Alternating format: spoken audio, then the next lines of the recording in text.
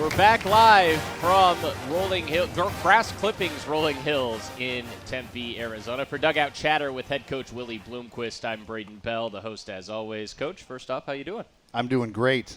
Beautiful sunny day here in Tempe. The fan support here has been tremendous, so thank you for coming out. I'm just curious who's going to draw the lucky number on the putting contest and get schooled here in a few minutes. So I'm anxious for the putting contest today. We're keeping the putter right here on the table as if to antagonize our listeners here live today, which we have a good crowd on hand today. And it seems like we've turned a corner in terms of the weather as well. We were talking last week during the program. We were all in jackets. Now starting to feel like early signs of summer here in the valley. Yeah, I got a little sunburn going. We had the boys out of practice today and actually had to put some sunscreen on and wear shorts for the first time. So the legs were glowing out there, and but I think we had a successful practice, and we're anxious for the summer weather to be here. Exciting show to come today. We'll have a lefty pitcher who had a fantastic weekend, Cole Carlon, as well as Sun Devil hitting coach Jason Ellison joining us on the program. But first, we recap the week that was for Sun Devil baseball. It was a huge home weekend series against Arizona, then a midweek win yesterday against CSUN. We'll start with Arizona, Coach. Both Friday and Saturday were big games marked by big innings for Arizona, unfortunately. Just frustrating the way those two games went, kind of similar fashions with those big frames. Yeah, it was, top to bottom. I mean, we came out on the losing end of the scores of those games, which was awful frustrating. And, we wore that pretty hard, I think, on Friday and Saturday. But, when you look back on that series, it was basically the tale of big innings. Those guys, whenever they got a hit, they seemed to stack one or two or three hits on top of each other, where we spread our hits out and then we'd hit into a double play or something like that. But end of the day, it was a little bit.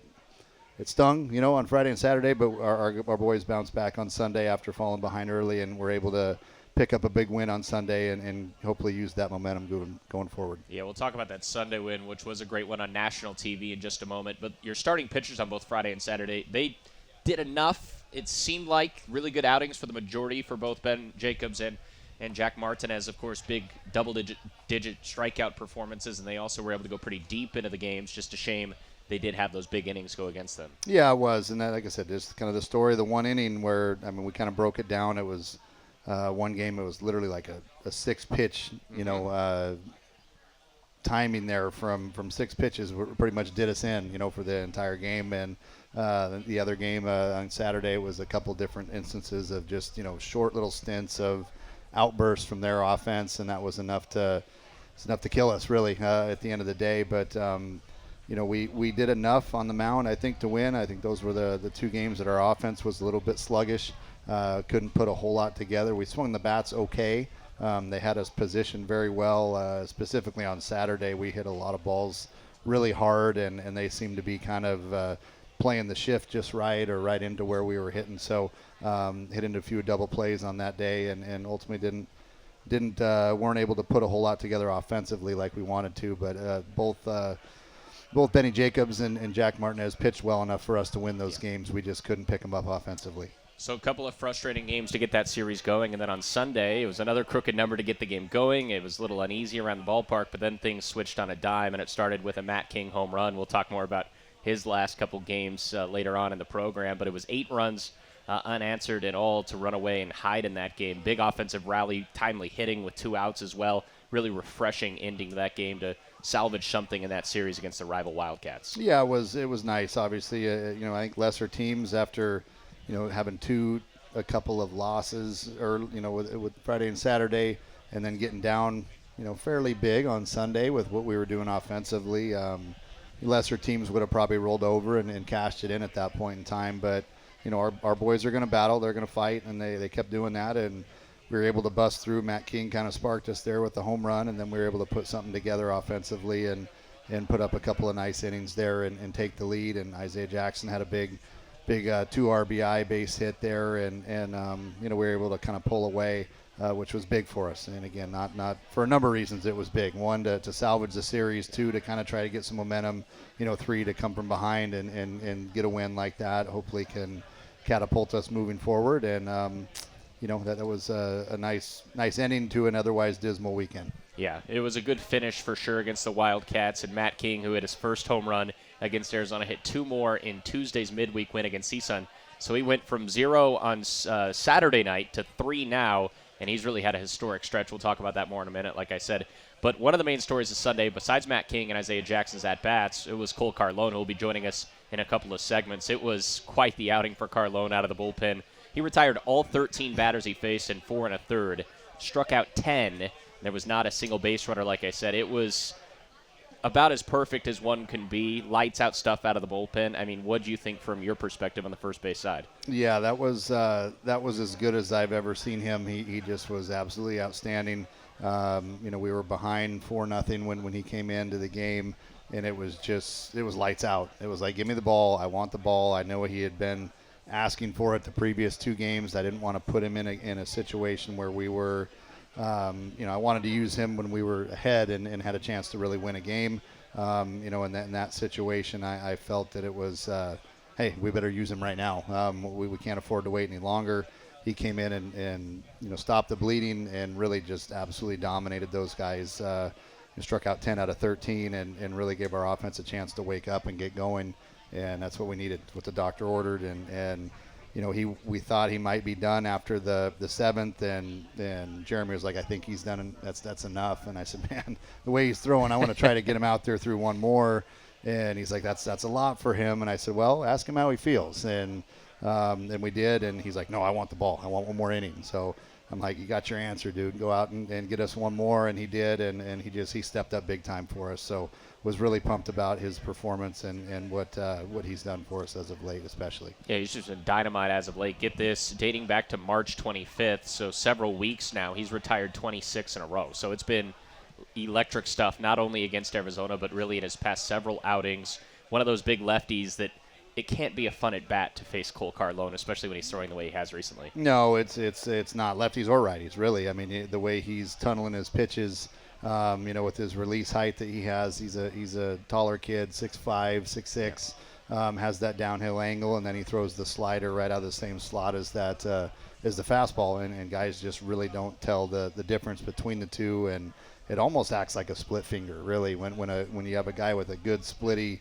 Roger Clemens, a Kurt Schilling, those type of guys where you just don't pick up the spin between a regular fastball and the split finger. That's kind of what his slider is like. It just drops off the table, and guys don't see it very well, and you'll see him, there's times where Cole will spike that pitch, and it'll almost hit the cut of the grass, and guys will be offering at it. So it's a devastating pitch, and when he's got it working, it's fun to watch. Again, chatting with Arizona State baseball coach Willie Bloomquist here on Dugout Chatter. How about the crowd, specifically throughout the weekend? I know we've talked a lot about that throughout the year, but a record-breaking crowd on Friday night, over 7,000, the largest since the move to Muni in 2015. It's really a true statement now that the Valley has backed this ball club. It's an exciting brand of baseball. I know you were talking about that in your post-game press conference. The intensity of these games certainly helps, but it was an electric, really, environment all weekend. Of course, the big number on Friday, but a good crowd again on Saturday, Sunday as well. Has to play a difference for the guys in the dugout. Yeah, and I was hoping we could find a segment in here where we could talk about the fan support and the crowds that have come out to Muni, and it's just been outstanding. We appreciate it. The staff, the players, the fans. I mean, it just makes it a lot more fun environment to play in. So thank you to the fans for coming out, the alumni that's been supporting us.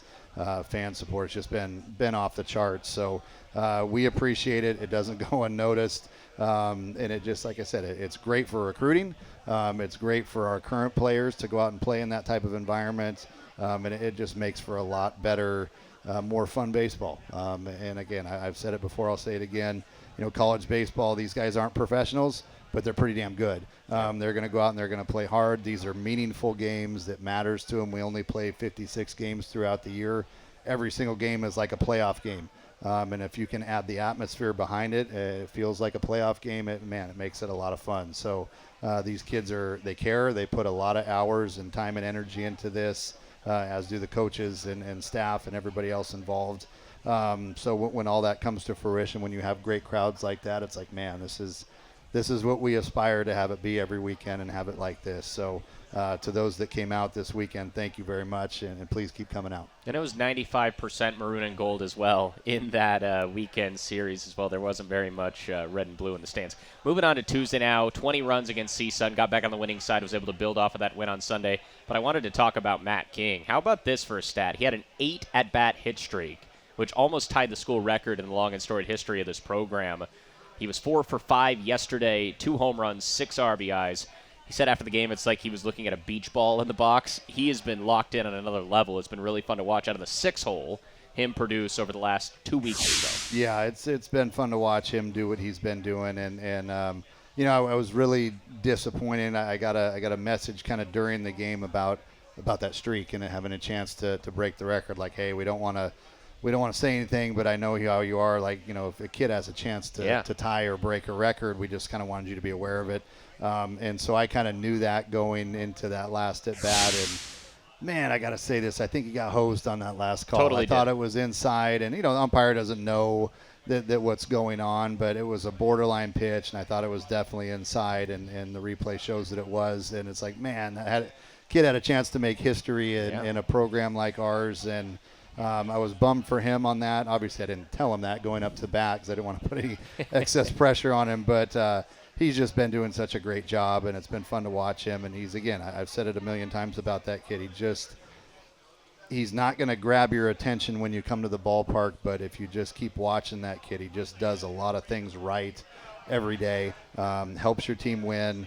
And he just has been just a steady force of not only offensively but defensively with what he does. Leader in the clubhouse, just kind of does things right all the time, and this type of run that he's been on has been really fun to watch. It was almost, unfortunately, like the umpire opened up a strike zone because it was a 10-plus run game. Yeah, it did not seem like a strike on that call, but it still is an unbelievable stretch for Matt King and company. And since the game was a big lead in the end, you got to see Tyler Meyer out there finish off the ball game. I know that was really cool. Someone who's been impactful for this program and really this athletic department as a whole.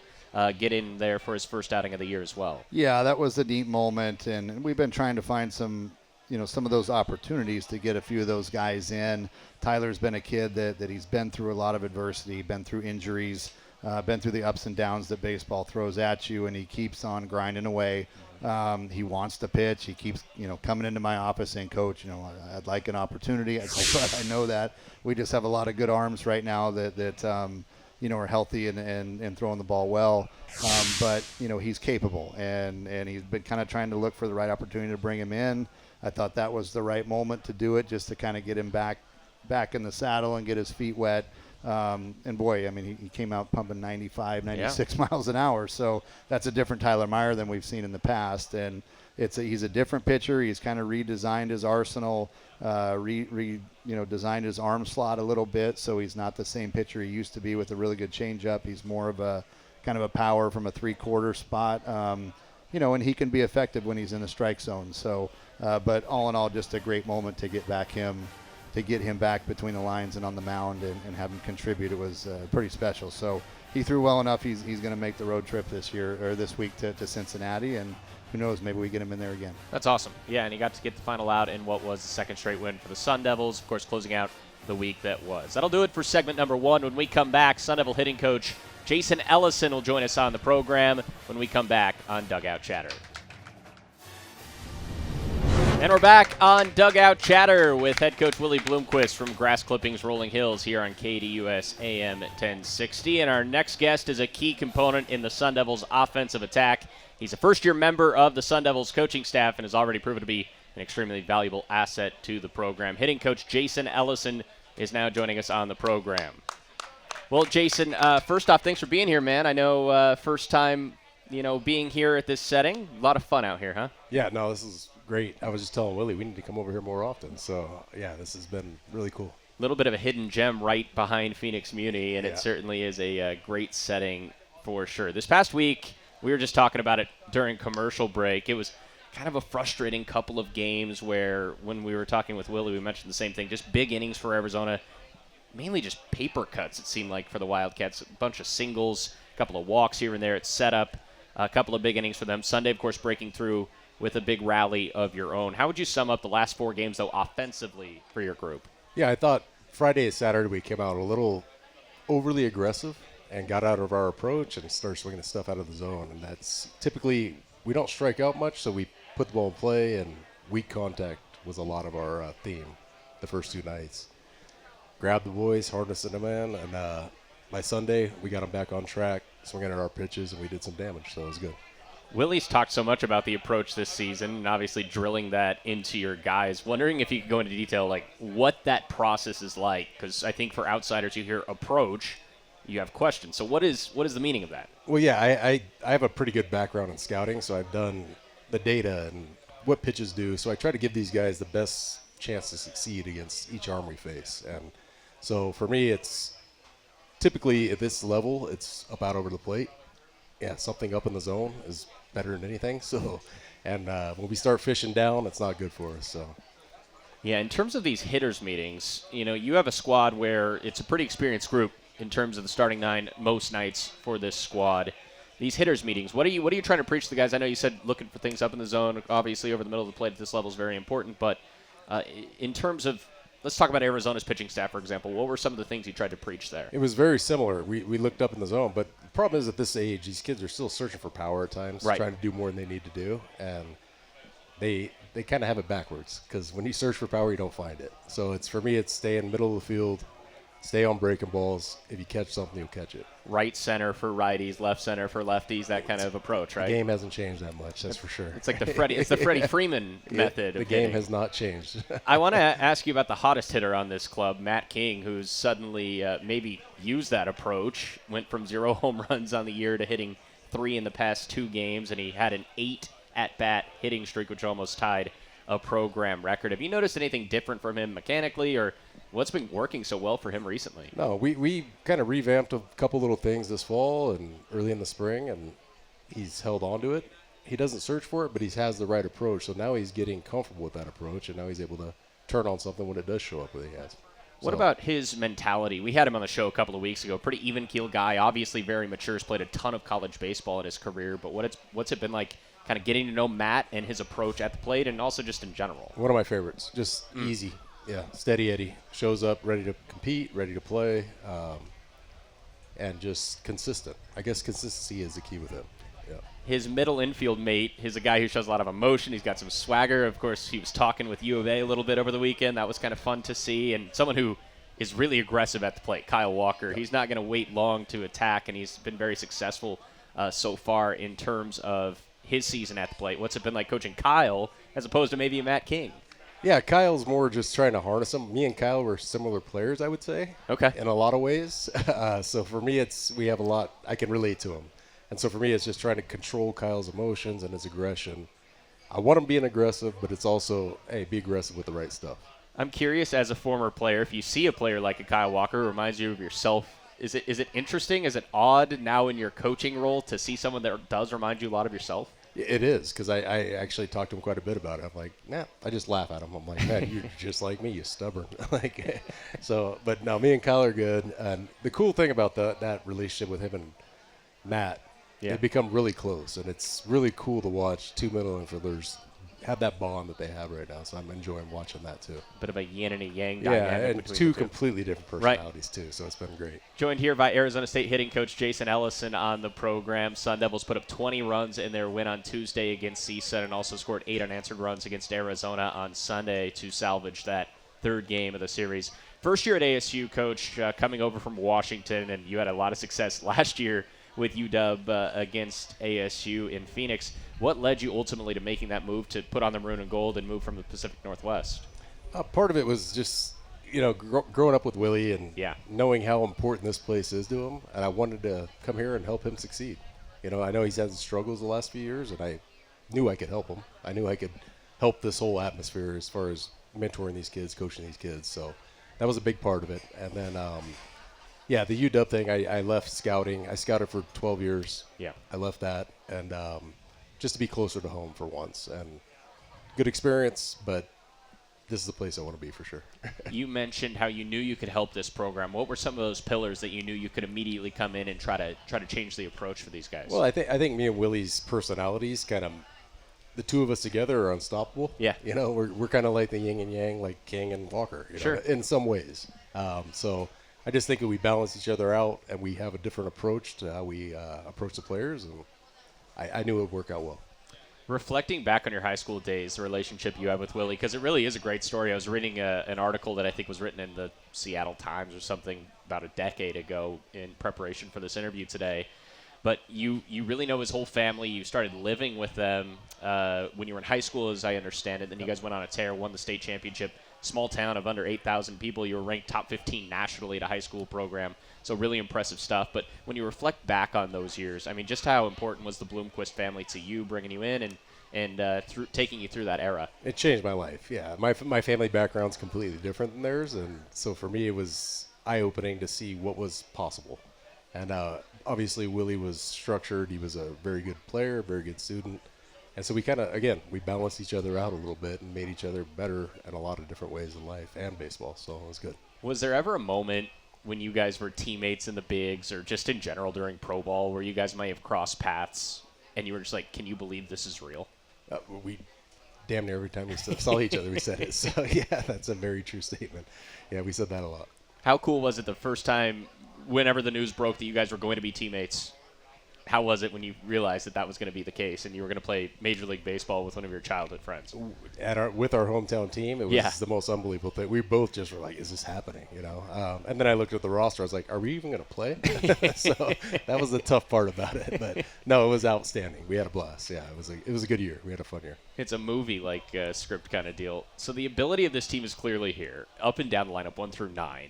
Kian Vu is right now batting 9th in this lineup as the DH, obviously coming back from that ankle injury, but someone who would be hitting 3rd with almost any team in the country when healthy. So the ability is clearly here. What's it going to take down the stretch? We're about to enter game 34, I believe, of 56, so you're getting close to that home stretch of the regular season with everything still to play for. What's it going to take to kind of key up this offense and have it humming on all cylinders down the stretch?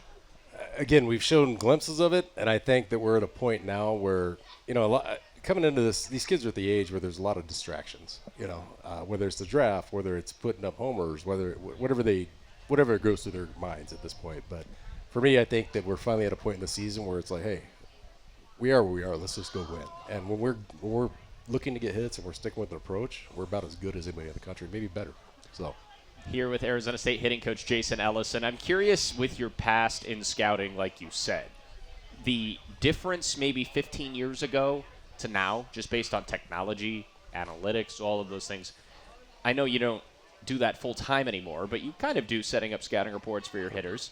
What is the difference? I mean, how massive have the changes been? It was an adjustment. So I've scouted for 12 years, and that wasn't a huge adjustment for me to learn that part of the game. And once I kind of grasped it, and now wouldn't consider myself an expert at it quite yet, but I definitely have a good grasp on it. And it's helpful in a lot of ways, but you also don't want to cloud your players with too much information. So I do all the work on the front end with that, and then I kind of dumb it down and make it simple for them here's what you guys are doing today. Here's what we're approaching today. Here's what the pitches do. And so I just try to keep it simple for them, but I delve into it pretty hard. I think that's a really important point because just like anything, there are certain levels of knowledge that someone's going to want, and other hitters are going to want more of a simple approach, not think about it in the box, have more of just a frame of me versus the pitcher. How do you kind of learn in terms of your personnel, especially with it being your first year, who you can really go to with more information and who might not want quite as much? I actually don't even give them that option. Yeah, I spend more time doing it myself, so I put them in the favorable situation because I don't want them sorting through something that they fully don't understand, and I'm not sure how many of our guys fully understand it, which is kind of unique for a team, I think. These guys don't delve too much into that stuff. So for me, it's more doing the homework for them, and then it's like, hey, boys, here's what we're doing today. In terms of the facilities here, I mean, it's top-notch. Down the first baseline, of course, the hitting facility, the pitching lab also now out in right field, which we're going to tour, I think, in the next couple of weeks on our channels here on Sun Devil Athletics. But top-notch facilities. I mean, I hope the players realize how lucky they are, but when you got here on campus for the first time, obviously you'd been here as a visitor, but knowing now that these were your facilities, what was that like for you adjusting to that? Yeah, it's great. I mean, the weather's good. We got a good batting cage with plenty of space, and we got a nice field, so I don't need much more than that. So simple. I'm happy. I'm happy. Being a part of this storied program, I know that's something that Willie can relate to. As you said, this place does mean so much to him as an alum and a player who had a lot of success here at ASU. But you look out at right center, you look at left center, every part of the outfield, you see history, you see success, you see legends of the game. And it's something you don't really see at other programs very much throughout the country. Do you think that's a motivating factor for these guys to see those Omaha banners, see that national championship where there's a spot on the right side where there's an open year for that next level of success? Do you think that kind of drives them? I would hope so. Yeah. It drives me. Yeah, looking out there, it drives me. And I do give Willie a little bit of crap over it. That why isn't his name up there? But other than that, yeah, no, it definitely drives me.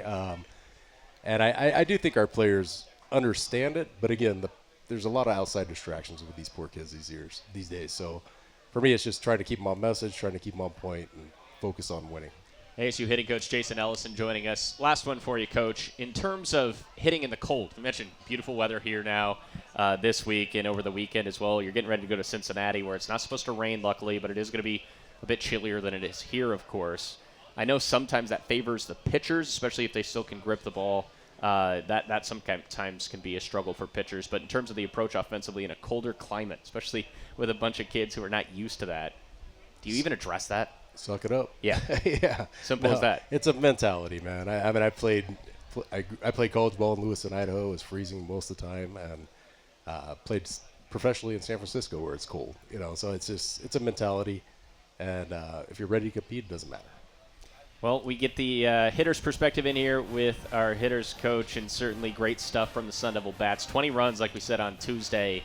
A lot of talent up and down the lineup and a closing stretch to come. Good luck the rest of the way, Coach, and hopefully a bunch more home runs, not only for Matt King, but everyone throughout the lineup. Doubles, all the works from here on out. Yeah, just hit it hard. Just hit it hard. That's all that's going to matter. Big thank you for joining us on the program. When we come back, we'll be joined by a bullpen arm who starred over the weekend. Cole Carlon will join us on the program when we return. Back here on segment 3 of Dugout Chatter with Willie Bloomquist from Grass Clippings Rolling Hills here on KDUS AM 1060. And our next guest is a second-year player for the Sun Devils who's been lights out on the mound, out of the bullpen so far this year. He's from right here in Tempe, number 14, Cole Carlon, joining us on the program. Cole, thanks for being here, man. Of course, I'm happy to come out. Yeah, man. So we talked yesterday, for the fans that may have been at the CSUN midweek game. Cole and I had a conversation on the broadcast on ESPN Plus yesterday. In the dugout. That's always fun for me. Have you ever been interviewed live during a game before? No, I haven't. I thought it was really cool to be able to do that. You're just saying it's because it's me, right? Yeah. Yeah, okay. Yeah, you're flattering me. It's fine. Let's flash back to Sunday and your outing. We talked about it with Willie already. You were just dynamic out of the pen, man. 13 batters you faced. You set them all down. You struck out 10 against the rival Wildcats to salvage a series. I mean, the stage was about as big as you can have in this program. How did it feel? It felt really good, especially to come out and just get a win for the guys. Help us keep the momentum going in for the midweek against CSUN and then Cincinnati. It was a lot of fun. Willie talked in his first segment that you maybe were not going to go back out for the 8th inning. When they came and asked you, what did they say, and what was your response? I mean, I remember it a little bit. It was just kind of like, how are you feeling? And I'm like. And I said something along the lines. I was like, I'm ready to fire. Like, I'm ready to go. So, yeah, that was about it. You're a pretty calm, chill guy, it seems like, just in our simple conversations we're having here. Do you turn it up to 10, though, when you turn on, like, bulldog mentality? I guess you could call it that. Yeah, I get pretty amped up when I'm on the mound. I get a lot of adrenaline. That's kind of like what gets me going for sure is being out there on the mound. But I'd say it definitely changes a little bit when I go out there. So I'm curious about your routine before you come in as a bullpen guy, because obviously you're not necessarily going to be used in the first inning, second inning. Most of the time you're going to be in later innings in terms of a high-leverage arm like yourself. So when do you start to get heated up, get into the game mentally, pregame antics and superstitions, if any? What do you got? I try to stay away from the superstitions as much as possible, limit like excuses if like that happens at all. But I basically just warm up to play catch like 30 minutes before the game, throw a few pitches off the mound to get a feel for it, and then I usually when they tell me to go down, get ready, kind of like as soon as I get down there, kind of like lock in the game, know what's going on, and then I'm always kind of like pacing around, like I don't like to sit still, so I just kind of like keep my legs loose, and then I'll just do a quick like get my arm going, and then just start throwing on the mound when they tell me to. When you get the call, okay, get Carlon up, get him loose, what's that initial feeling?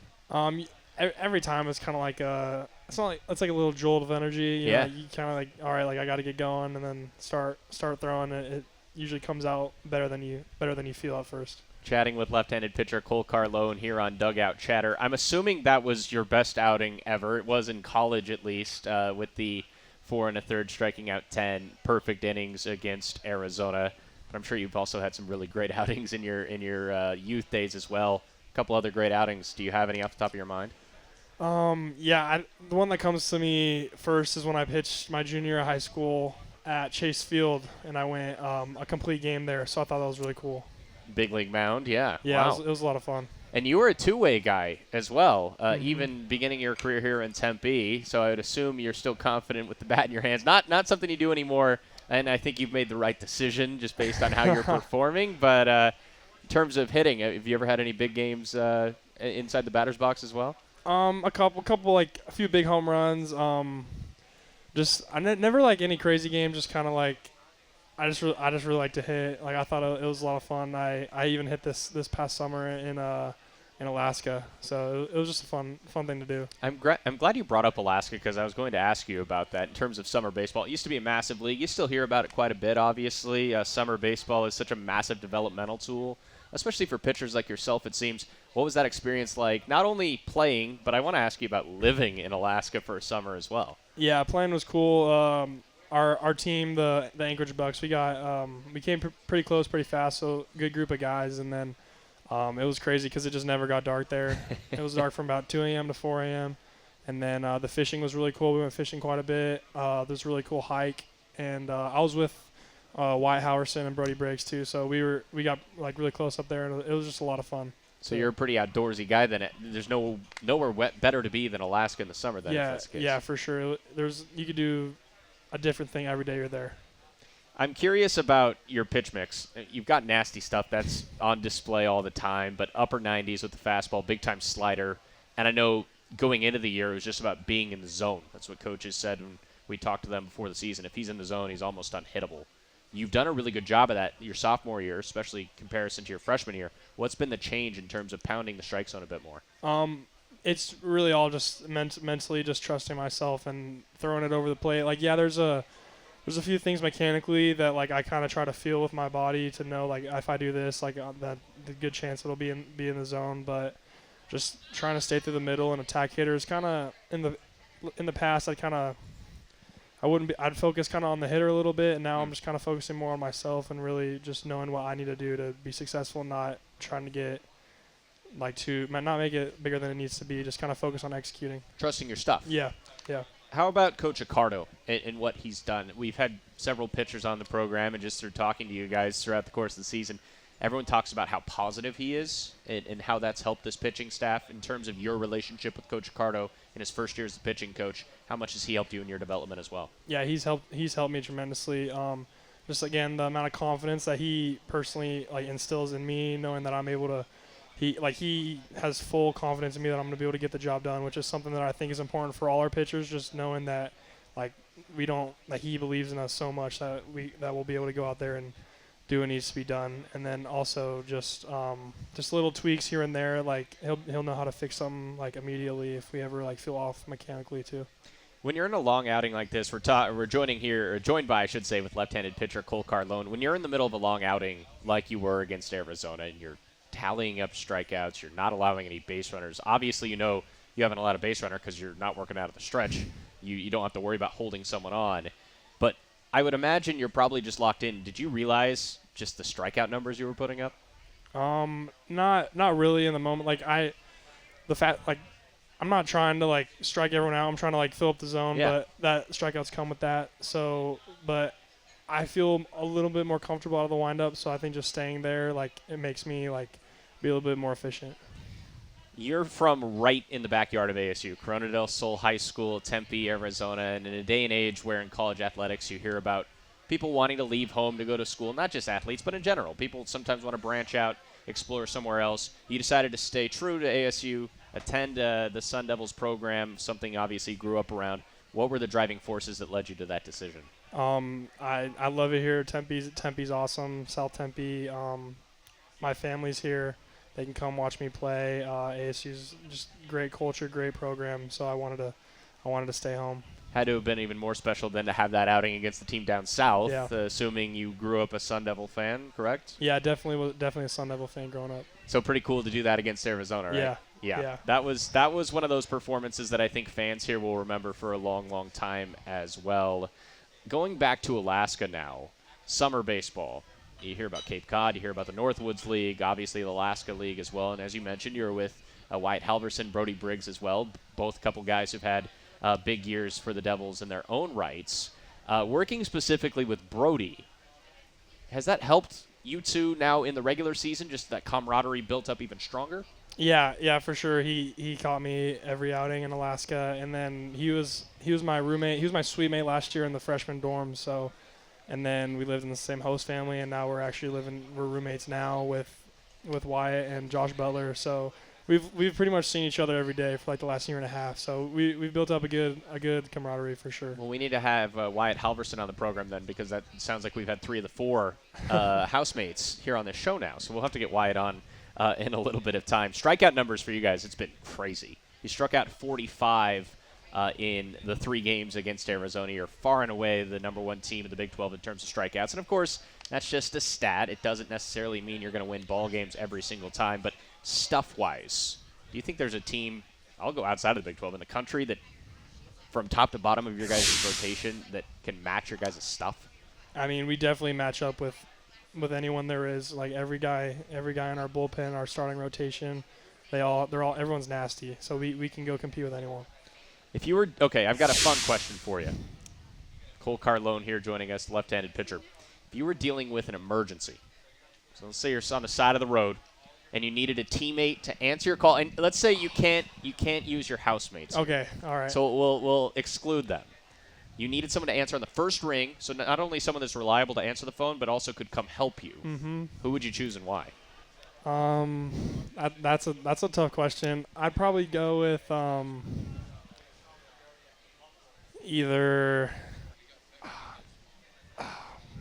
I put you on the spot. These are hard-hitting questions here on the program. Probably Tyler Meyer or Sean Fitzpatrick, because I feel like they'd answer, and both of them are pretty resourceful. They'll be able to help me out. You didn't leave the bullpen. I was curious. It's like a fraternity in its own right, the bullpen guys. I wasn't even thinking about that, but yeah, I guess. Let's talk about Tyler Meyer for a second. Really cool to see him pitch against CSUN yesterday, get the final out. Of course, a guy who's been through a whole lot of adversity in his college career. How pumped were you to see that yesterday? Yeah, I was super pumped up. He's one of the best guys. Like last year coming out as a freshman, he was super easy to talk to. Just gives you great advice. He's just all-around great dude.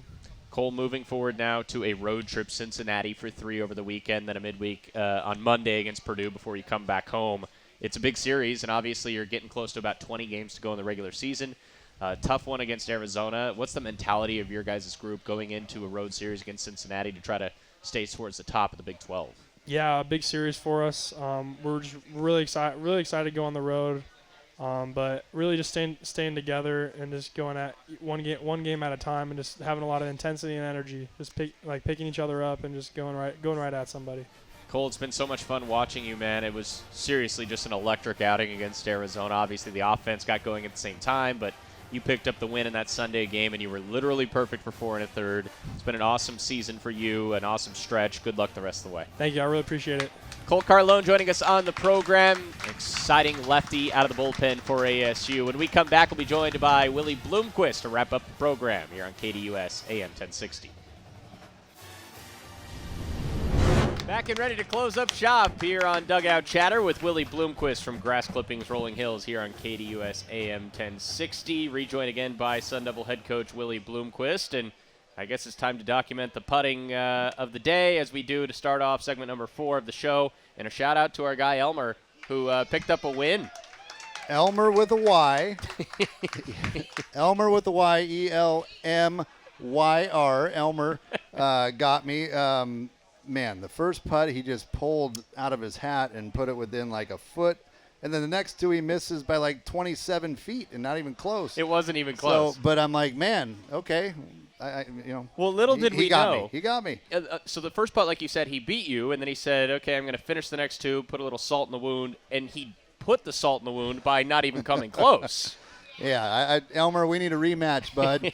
But nonetheless, I owe him a Jameson and Sprite is what he wanted, so it's being ordered right now for him. And hey, I pay up, I pay my debts. So and he got some tickets to the Texas Tech series. Texas Tech series on Thursday night. So Elmer with a Y, bring your family out, and we'll treat you to a great game on next Thursday. Yeah.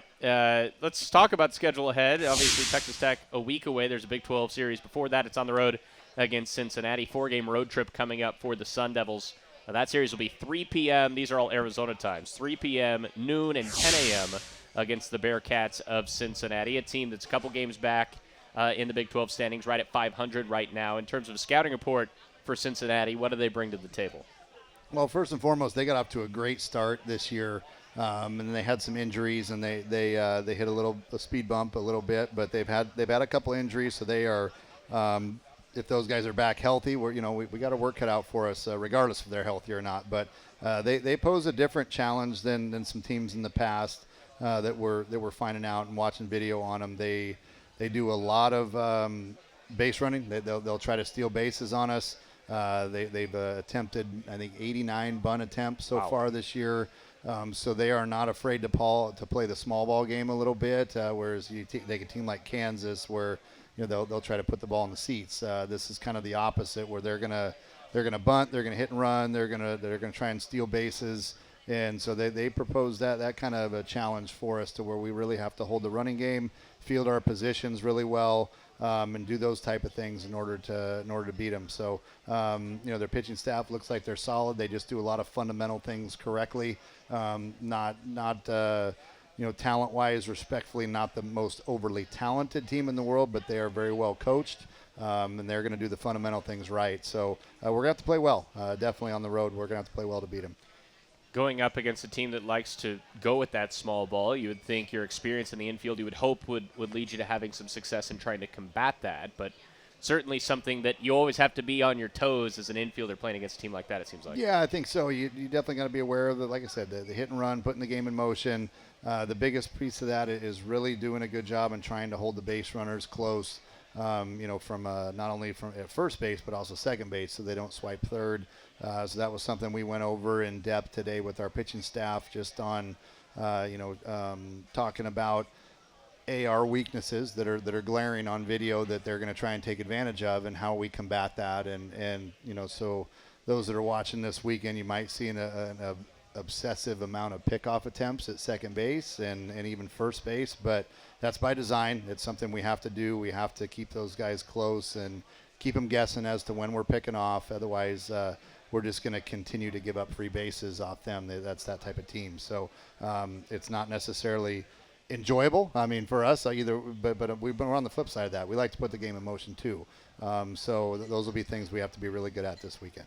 Joined here by Arizona State head coach Willie Bloomquist. Final segment of the program tonight. So you face Cincinnati for 3, and then a fun Power 4 opportunity and a Monday matinee game against the Purdue Boilermakers, another team that has 20 wins on the year. They've fallen on rough times as of late, but a cool opportunity to play someone in the Big Ten at this part of the season never really would have happened before, thanks to conference realignment. Gives you that opportunity.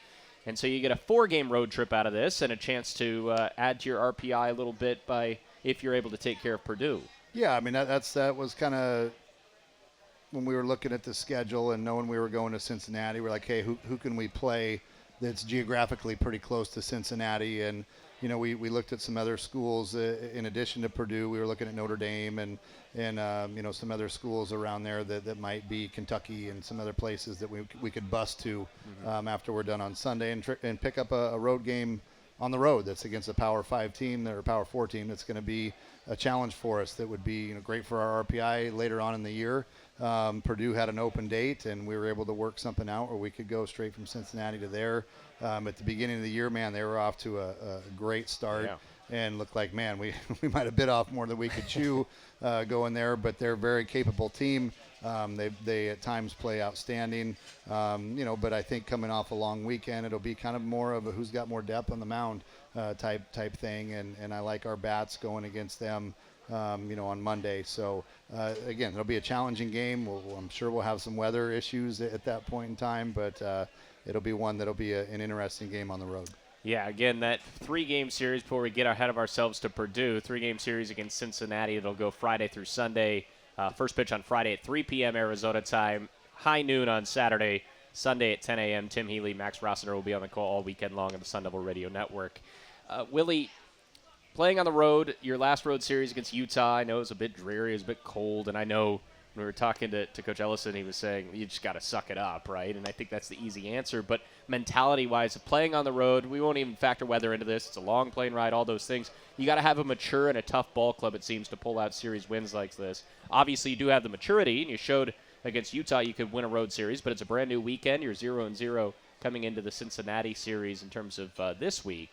How do you feel going on the road again? Well, I think it's necessary. You know, we have to do it. It's part of our conference schedule. But I think, you know, as maybe Jason alluded to, and I'll allude the same thing. Like, weather's weather. Yeah. You just got to suck it up and play. Both teams are playing in the same environment, and you know, if you're going to let the weather take you away from your game, then that's just kind of being mentally weak in my mind. You know, and the best way to stay warm in kind of a colder environment is get on base. Right, and you can run around and you can stay warm. So get on base a whole bunch, and you won't get cold. So, but bottom line, that's just a mentality thing. Both teams are playing in the same elements. You know, they might be a little bit more used to it, but it is what it is. You go out there and you play the game for what it is, and you deal with the elements how they are, and you go with the mindset of it doesn't matter. You're just going to go play and do the fundamental things correctly. So, you know, I'm confident based on, especially last weekend being in Utah, it wasn't exactly stellar weather up there and blazing hot like it is here in Tempe, but we went up there and played just fine, you know, in colder temperatures and a little bit of rain. So, you know, the difference will be we're on turf for the first time. That'll be something new. I'm sure it's not going to be, you know, overly warm. It'll probably be on the little chillier side, but same token, you just take care of business and do what makes you successful and let the results happen. For fans that have never played on turf, as again we're joined by ASU head coach Willie Bloomquist, the difference between a hop on true grass and great surface like we have at Muni and playing on field turf, what is that difference, especially for infielders? You know, it depends. There's different grades of field turf. There's some that are very fast and play quick, and there's some that actually kind of play really slow if they put a lot of the ground up rubber, you know, amongst the turf. Yeah. They can sometimes be really, really slow where you actually got to charge a lot of the balls in the infield. So that's a big thing on Thursday when we get in and we practice there, is to see how that turf plays. But, you know, you can, for the most part, anticipate, you know, I don't want to say candy hops, but you know what hop you're going to get off a turf, whereas, you know, natural grass or natural plain surface, you can really never anticipate it. You always have to have your feet in position, you know, to pick yourself out of a different hop than you're reading at that point in time. So, again, I always look back to, you know, what makes a good infielder. You look at those kids from Dominican and you know, Latin America that play on essentially parking lots and plain surfaces that are really rough. They have to have great feet in order to, you know, to pick themselves out of tough hops, because they don't get true hops. One thing I'll say about our infielders here at Muni is they're playing on a great surface, but it's very fast. Yeah. It's very fast, and you can get some tough hops on occasion, even though John Larson and that crew does a phenomenal job over with our grounds at Muni. At times, it's a very fast infield, so you get challenged quite a bit there. So when you go on turf, I'm very confident our guys should find this as a not overly difficult transition to go from our playing surface to turf. Part of that, in terms of talking about the fast track at Muni, is just simply because we're in the desert. You can spray down the field beforehand, but it's going to dry up rather quickly, and so then you're dealing with a fast track. Coach, I wanted to ask you about this in the first segment. We'll circle back to it now. Jacob Tobias hitting a home run yesterday. He's now at 40 on his career, moving up the ASU all-time record list. Obviously, a very impressive statistic in terms of a guy who's been with this program now for a long time. It's been a long homer streak for him by his standards since the Minnesota game, I believe, on March 1st. But a big swing against CSUN, and a guy that I know has meant a lot to your program. Just one of those guys that's been here for a long time. Yeah, Toby's. I'm going to enjoy every minute I have with Toby, you know, here this year, and hopefully we can make a run together. And that was a big reason why he wanted to return to ASU. I'm still a little bit perplexed as to how he didn't get at least an opportunity to play in pro ball. Crazy. But it is what it is. It benefits the Sun Devils, which is great.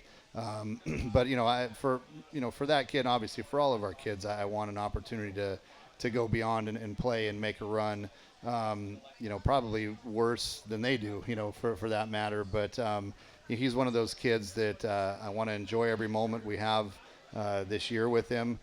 But it'll be a strange feeling next year when I don't write Jacob Tobias in that 4-hole in our lineup. He's just been a staple for us. He's been a run producer, just that guy that you can count on every day to come ready to play. At times, he goes into a funk like everybody, but at the end of the day, the kid always seems to produce and drive his runs in. And he'll hit his homers, and he might go through a homerless stretch as you mentioned, but at the end of the day, he's still producing runs. He's still hitting his doubles. He's still taking his base hits, and he's been a staple for us for 4 years now. So, like I said, these last half of the season, it's cherish every minute we have with him in our lineup, and hopefully for his sake and for the rest of these guys' sake, we get an opportunity to make a run. 23 games left in the regular season, Coach, and it starts with a 4-game road trip, like we said. 3 on the road against Cincinnati, and then Purdue on Monday. First pitch on Friday at 3 p.m., Saturday at noon, Sunday at 10 a.m. Sun Devil Radio Network. Tim Healy, Max Roster will be there on the call. Coach, thanks a lot for coming out again today. Very fun atmosphere. Again, a big shout-out to our friend Elmer, who nailed you in the putting competition. And a big thank you to everyone for joining us here this week on Dugout Chatter. Sun Devils on the road this weekend. We'll talk to you next week here on the program.